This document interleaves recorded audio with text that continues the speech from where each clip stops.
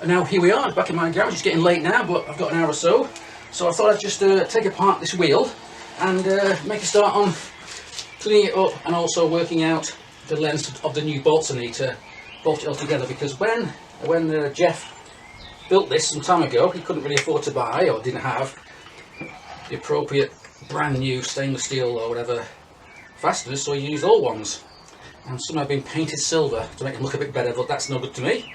So I'm just taking things apart so I can measure. Here we go, it's the last one now. So I can measure how long these bolts are. I'm going to order some more because I haven't got the appropriate size, I don't think, here. Get them all ordered, and when they come along we can rebuild the wheel with some nice shiny new stainless steel socket heads. And in fact, because it's a bolt up hub, I can now just probably ease it off here. There we go. Careful not lose anything. There's the spacer there. There you go, that's just fallen out of it, so let me just put that there. So with that apart, I can now polish it up a lot easier. It'll clean, good polish. I have sort of thought about getting them anodised or ceramically anodised, maybe even get them blacked out or something, or a coloured finish to it. But the problem is, with this particular wheel, it's a bolt-up design that we made, well, Jeff made many years ago. I had it on my old drag bike, and Jeff's actually very good at doing this because the rims are bolted up to the central spokes here. But if you look at other bolt-up rims you can buy, I actually got some on my custom Harley. The bolts go all the way through, so you've got, say, a socket on one side and a nut on the other side. But Jeff doesn't do that. Oh no, he drills and taps every single one of these so they bolt in with no nut on the other side. So if you actually spin it round, you've got another set of bolts on the other side, but they're actually positioned halfway between these. Very difficult to do, very time consuming, but that's Jeff for you. He just did it that way because that's the best way of doing it, and it just makes it look a bit neater. It's one of those things that you don't really notice until you really do study things very closely. I also consider taking it all apart and again getting this thing polished up or anodised, whatever. But the problem with that is that back in the day when I first started to use this wheel, we had to modify it a bit to suit the Harley, machine these down a wee bit and that sort of thing. And what I found was when we built it back up again, whatever I did, it leaked. It leaked like a sieve. Just couldn't get it airtight at all. I didn't want to run an inner tube. That's no good. So in the end, after a lot of frustration, cleaned it all up, bolted it back on. We bolted it all back together again, and I got Jeff to weld it together. So inside here, on the inside of the rims, it's welded all the way around to the central spokes, the central spoke area. So you can't really take it apart. In fact, you can probably run it without these bolts in place now, but obviously I wouldn't do that. Yeah, so it makes life rather difficult when it comes to trying to refinish it, because I don't think you can anodise something whereby you keep one part anodised and one part clear. But I don't know. Anyway, I think I'll just leave it like this in a sort of machine finish. I'll polish the hubs, do the clean up here, and then when I get hold of all the appropriate socket heads and disc bolts and so on, we can rebuild it again and make it look as good as new. That's the plan anyway. So that's a little job to do today. I need to order those parts, and I've got actually quite a few things to do today, so let's see what else I've got to do. Okay, so the next job then is to paint these brackets. Now, these brackets are one-offs made by Jeff some time ago, and what they do is they hold the front mounts for the tank of the Z so they can come off. Don't lose them though. And at the same time, they also mount the coils beneath the tank. And when we got the frame powder coated, these didn't go because it didn't seem like it's worth bothering with. But anyway, I've now got to clean them all up and get them painted. So what I'll do is I'll start off with a wire brush just to get the worst of the rust off. Not too bad actually, but they've been sitting around in my garage for a month or two, so just need a bit of a clean up. Then I'll attack it with some wet and dry. I've got some, let's see, what's this, 180, oh sorry, 240, that'll do. Then I'll spray with Etch Primer, then a few coats of gloss black paint. So that's what's next. Right, so here comes the second coat. Not very exciting, a bit like watching paint dry, I guess. So I won't film this for very long, just to show you it's all pretty simple stuff. make sure you get some good coverage of all the little nooks and crannies, which we can do now. Because I've already got that die coat on there, I can be a little bit more, well, I won't say aggressive, but I can put a thicker coat on now without fear it's going to drip. Good news is it's so bloody warm today, it's about 25 degrees out here in the sunshine, that it'll dry up really quick. So I can just leave it for 10 minutes and come back and give it a final coat, and we're all done.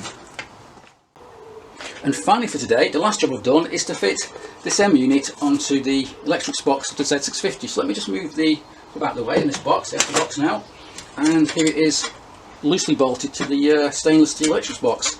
And what I had to remember was I've got to use the flattest dome heads I can find, because inside here the dimensions are made to suit the exact size of a standard battery for a GPZ 1100. So, you know, I can't use a big cappet on the inside because it might get in the way of the battery going in there. So that's something to be wary of. I've not got a battery yet, and I could always use a lithium battery, I suppose. They're a lot smaller, a lot lighter.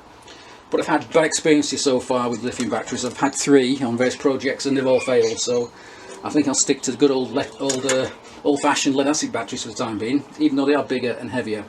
I've also cut out some strips from this 3mm neoprene sheet, and I'm using them as sort of vibration dampers here and here.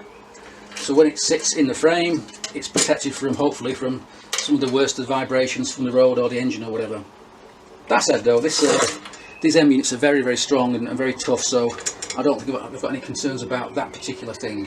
What I've also got here is the Z1, or one of the Z1 side panels. So what will happen is, roughly on the bike, this will be here, and the side panel will cover up the M unit like that. So it should be protected from the rain and whatever. Not that my bikes get wet very often these days, but yeah, so hopefully that should work out quite well, something like that anyway. Good news is that these side panels are quite deep, so there's plenty of room behind here for the wiring to go where it needs to go, you know, not to squish it in or anything like that. Yes, that's good. And so with that simple small job done, my time's up for the day, so I'll put it away, put it somewhere out of harm's way, and yeah, to finish now. I've got stuff to do inside the house, and also of course my tea's empty. And now here we are, a few days later, and all the fasteners I've ordered have arrived, and most of them came from this place, Falcon Workshop Supplies. Bought it online, and they're pretty good, very quick, and quite cheap as well. And I've also got these rather nice flange nuts for the sprocket. You can't really see it from here, so let's zoom in a little bit and see what we've got. And first of all, I've got these flanged stainless steel bolts for the sprocket, that's fine. And then next I've got these rather nice stepped bolts for the disc. I mean, they have to be stepped, I'm not sure you can see that, so they hold the disc nice and snug on the hub. And finally I've got a big box here of stainless steel socket heads of various lengths. There we go. And these will be for bolting up the hubs to the centre of the wheel. And that's what's next. So first things first then, I'll clean up this face with some acetone, also known as nail varnish remover. But acetone's fine, it works very well. It's great for all kinds of things because it evaporates off and doesn't leave any residue behind. One thing to watch out for is the damn thing evaporates so fast. If you don't put the lid back on the bottle, it'll disappear. And don't ask me how I knew that. Back in the day I worked in a chemical plant and I could get as much of this stuff as I needed. So occasionally I'd go and to one of the labs and ask for a pint of it or something, or a litre of it, and I gave them a little bottle and off I went. Left it on the office windowsill all day, came to it, completely empty. I was shocked because the lid wasn't fully tight, it just evaporated away all in a day. It's like about a litre of it, which kind of explains why my office smells a little bit of well, repair drops.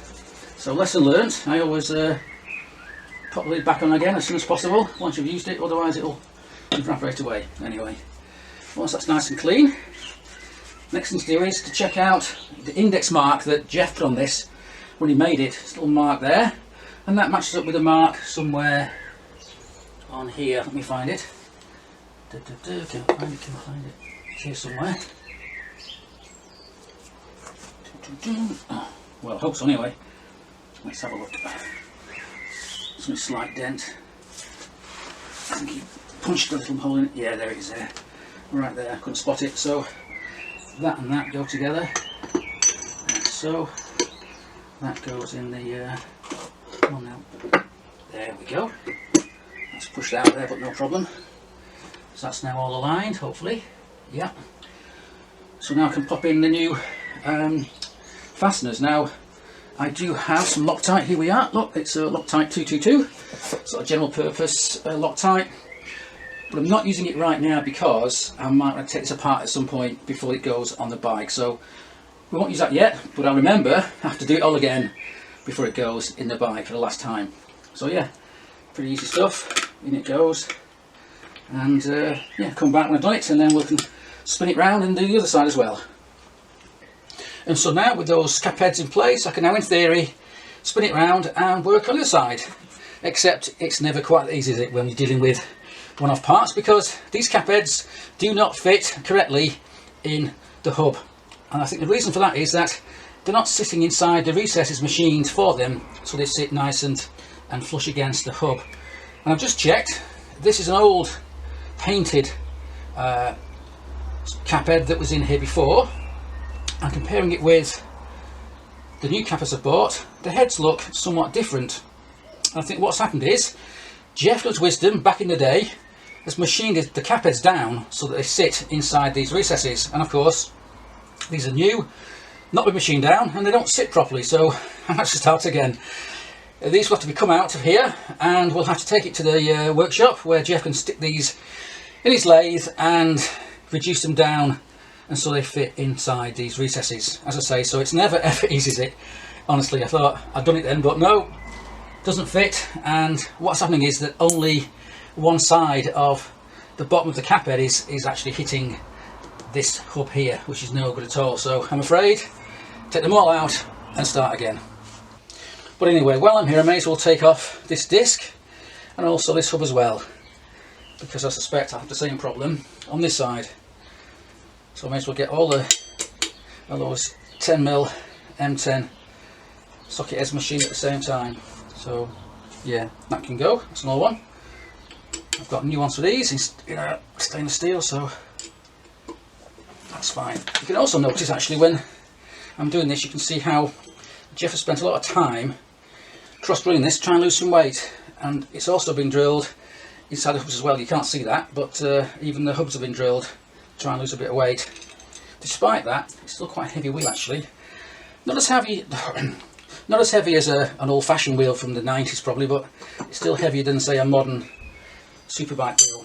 Anyway, you can see there where he's machined it all out. So I'm now going to remove these socket heads as well, and yeah, I'm out of breath actually. I've been running around trying to work out what's going on with this. Yeah, so let's just pull it off there now, hopefully. Come away, not too much. So there we go. And again, you can see all the additional holes that have been drilled. So obviously there's threaded holes on both sides, and yeah, so there's the underside, and you can see all the lightning rods with the holes that have been drilled to keep it a bit lighter. Yes, that's okay. And I'll find 12 of these and we'll take them to Jeff at some point this week and get them all machined down. As I say, it's never easy, it's never bloody easy. And now here we are a few days later, and I've got the spacers that Jeff made for me from last week.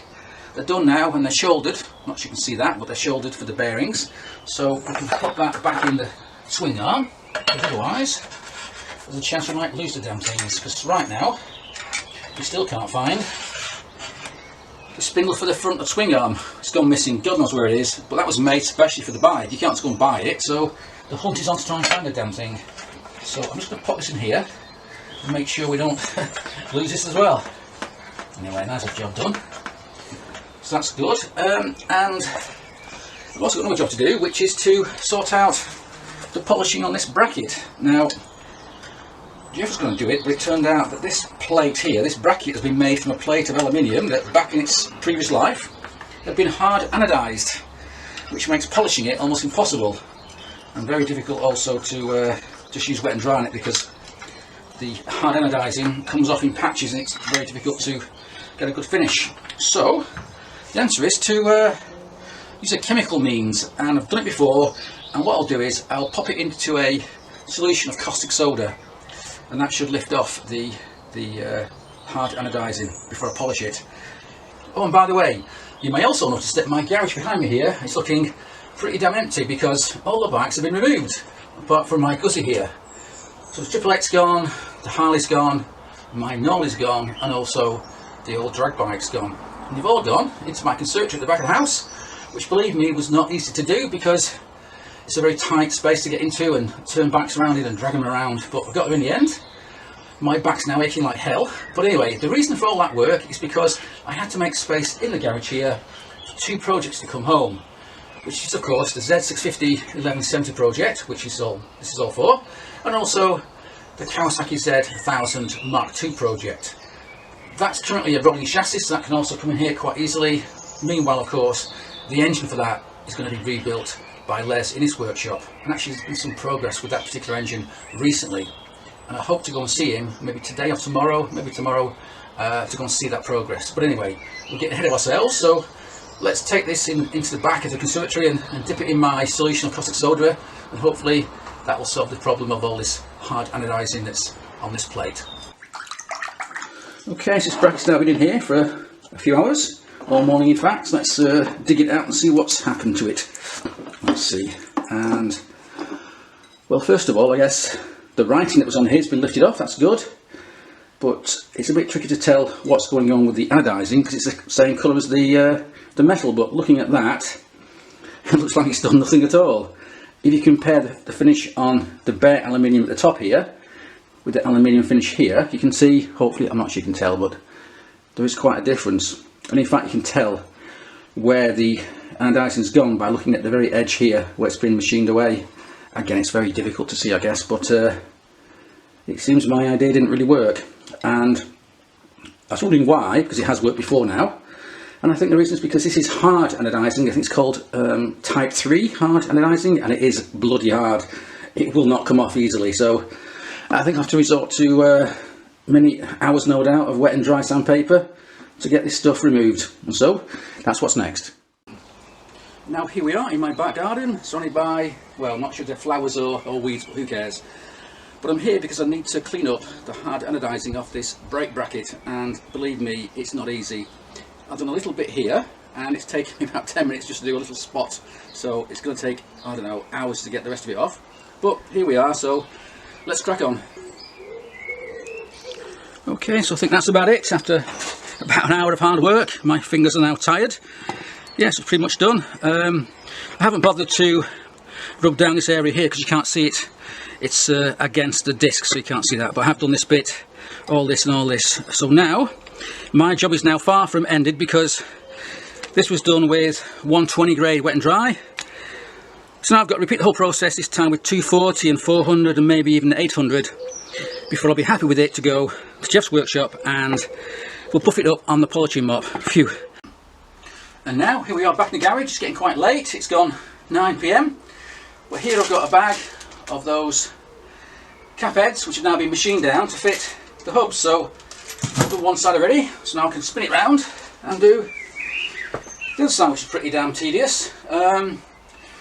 So while I do that, we'll end the video by going back to Jeff's workshop where I've been today, because not only have I had a problem with this rear wheel, we've also got a problem with the front wheel. Completely different kind of problem, but still a problem. So let's jump over to Jeff's workshop now and we'll see what that problem is. So here goes. Right, Jeff, here we are back in your workshop. I'm actually here today to get these 12 socket heads machined down so they fit the hub on my rear wheel. However, the front wheel is sitting on your Elliott Miller because the rims of that wheel used to be gold, and then they were black, and then they were green, God knows. It had been repainted so often, and we couldn't get the paint off easily. So in the end, I took the rims away and got them bead blasted, which now work quite well. But it's left the surface kind of like a dull finish, dull matte finish. So we thought, it looks alright from there, but when yes, you actually get really close, you can actually see. Yeah. So the plan was to polish up the rims to match the rear by doing this. So you've been here for a while, getting your fingers tired, and so far it's still not really done a lot, has it really? It's yeah, for ages. Yeah, well, it may be.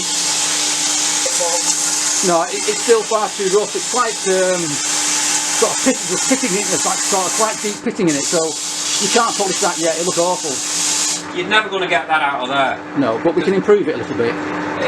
I'll really do it. Are you painting it? Oh God, no. It's been polished.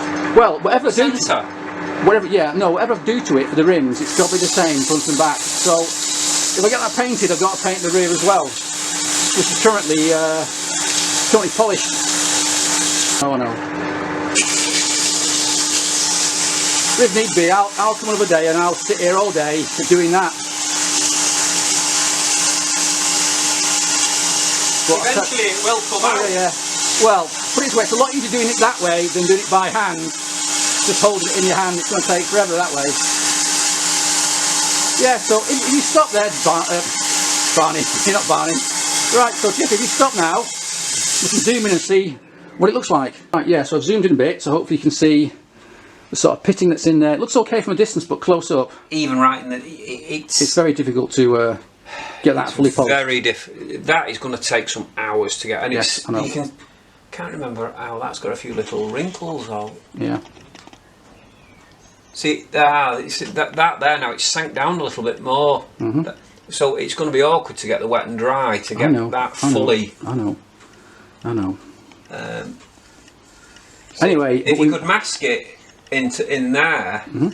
And paint, say, the face where you want to see the head silver, yeah, I mean, don't you? One good thing would be to powder coat the rim, but show the polished alloy, the polished stainless steel bolts as polished. It looked really good. It'd be like a nice contrast. But to do that, well, I'm not sure how you would actually. You'd have to probably remove. You'd have to take them all out, yes, and do it separate, and then which would then mean it would be rebuilding again. But I can't do that with the back, so it's going to be a bit of a problem. However, there might be a solution in hand. Them sort of 3-spokers. Do you know something? I liked 3-spokers at one time, and now you can off them. My favourite wheel of all is an Astrolite. The 5 pattern is just yes. Right. Okay. 5. Right. So anyway, this is a problem, particularly with trying to match with the rear. But there might be a solution up there in your loft, because in your loft, you reckon you've got another wheel with a similar rim. It just means then that basically. Take it apart. You see, the thing is, if I've not, you see the bolt holes, I think, because we've done them where the rivets are, yes, are going to be the same. Hopefully so. But if the spigots aren't the same, now that's.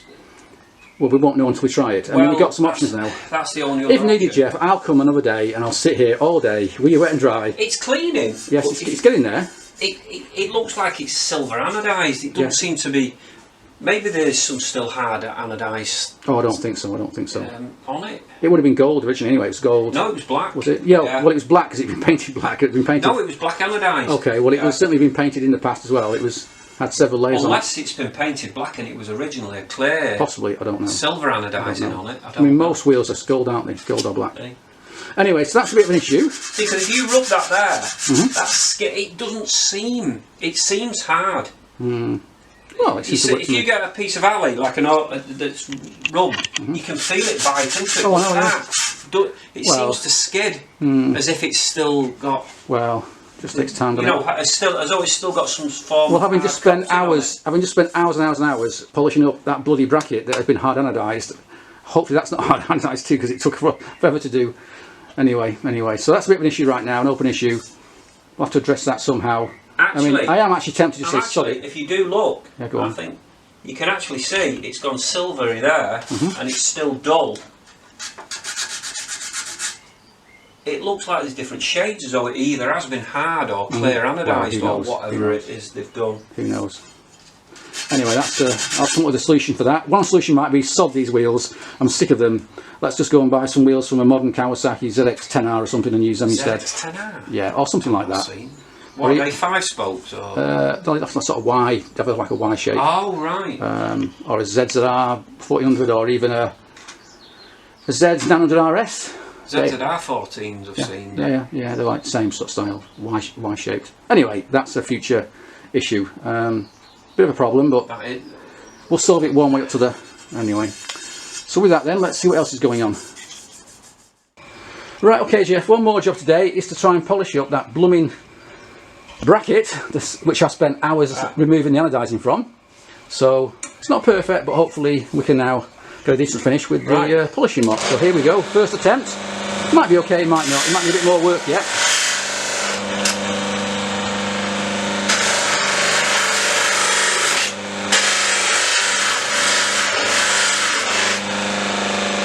Yeah, that's going through that, yeah. Yeah.